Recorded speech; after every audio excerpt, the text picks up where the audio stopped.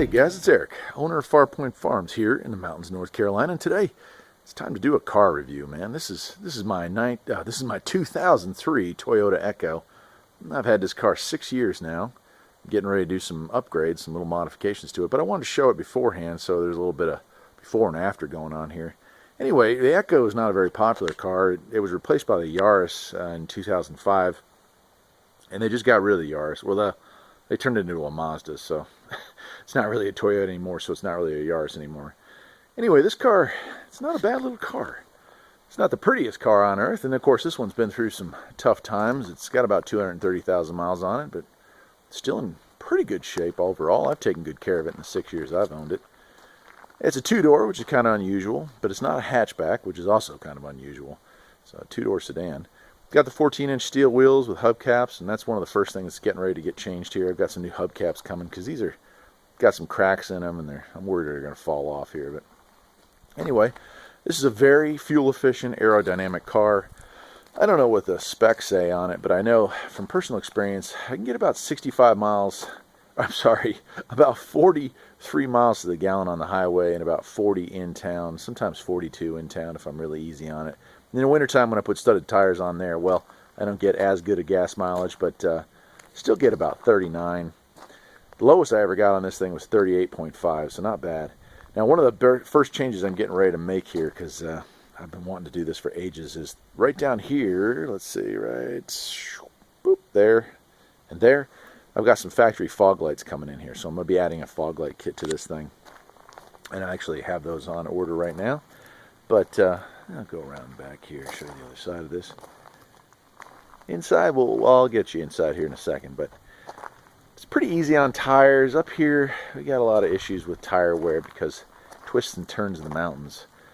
And, looks like at some point the rear bumper was repainted. It's starting to fade a little bit differently than the rest of the car, but other than that, paint's held up pretty well. I just put a coat of wax on it not too long ago. Made a trip here, 400-mile trip this weekend, so I'll come around this side here. It does have a remote trunk release, remote gas door release, so that's kind of nice. This side's got a little bit more damage to it, a little dents and dings, a little bit of rust popping up. All that stuff occurred before I purchased the car, but it's hanging in there. It's no beauty queen, but it gets the job done. Now this is a 5-speed. It comes with a 1.5 liter engine. It's a gas engine, and it's pretty fuel efficient. So let's go ahead and take a look inside. Surprisingly, I'm 6'2". I'm probably 6'1". I've been shrinking, but there's enough room in here for stuff. Go ahead and get the key out of here so it doesn't beep. It's got a kind of a weird dash, center console dash. Lots of cubby holes in this thing. Cubby holes on the left and the right. And here's the President Andy, and got this HD radio I picked up out of a car that was going to the junkyard. Dual glove boxes, lots of room, holders down there. And here we are with two more changes that are getting ready to be made. It's got manual crank windows, manual locks. I'm going to replace those with some eBay universal kits and switch those out with power. So we'll see how that works out. Again, it is a 5-speed. It's got cup holders down there, and center console here has a little bit more room. Another cup holder in the back. I do have seat covers on this. The original seats after 200,000 look pretty rough. Can't stand a tan interior. If there was one thing I could change on this, the gray interior or a charcoal interior would have been way better. But it is what it is. Got a rear seat back there. I don't really ever haul anybody back there, so that's kind of goes unused. I'll go ahead and show you under the hood here. It's impressive. Whoa, yeah. Anyway, there it is. A little dusty. I need to clean that. But at 230,000 miles, no leaks. That's really nice. I did have to put a clutch in it when I bought it at 160. In fact, that's why I got it for so cheap. I paid $600 for the car, and I've been driving it ever since. So, I did actually replace the alternator right around 200, so I have had to do one thing to this car. But other than that and brake pads, man, this thing just doesn't do much of anything. I do run 530 full synthetic Super Tech in this thing, and I'm sure that helps with longevity. As for power, it's a 5-speed, so it gets around just fine. I don't know what the 0 to 60 time is on these things, but I really wouldn't care. Now this one's way awesome because it doesn't even have power steering. There's no power steering back there, no electric steering. This is just an alternator and AC. And to be honest with you, I kind of like it that way. So, yeah.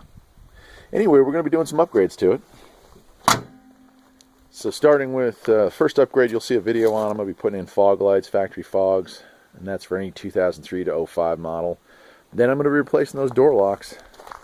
Going to put power locks in, which is kind of goofy. And the only reason I'm doing that is I just want to do one of those kits. You know, it's one of these things when I was a kid, none of the cars had power windows or power brakes, or power anything. And gosh, you can get these kits for like $30 to add remotes and power locks. So I'm going to do that. And I'll video that, so if any of y'all are interested in doing that to your own car, you'll have that opportunity. And power windows, because same reason, you know, like no real need to have power windows, but you can get a kit for like $30 to do a 2-door power window upgrade.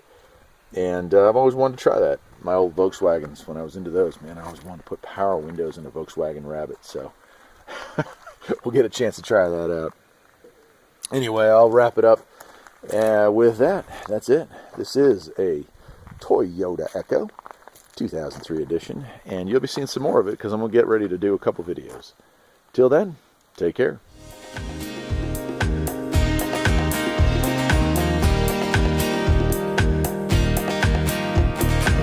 There's always something that needs a little fixing on Farpoint Farms. Freedom is mighty sweet.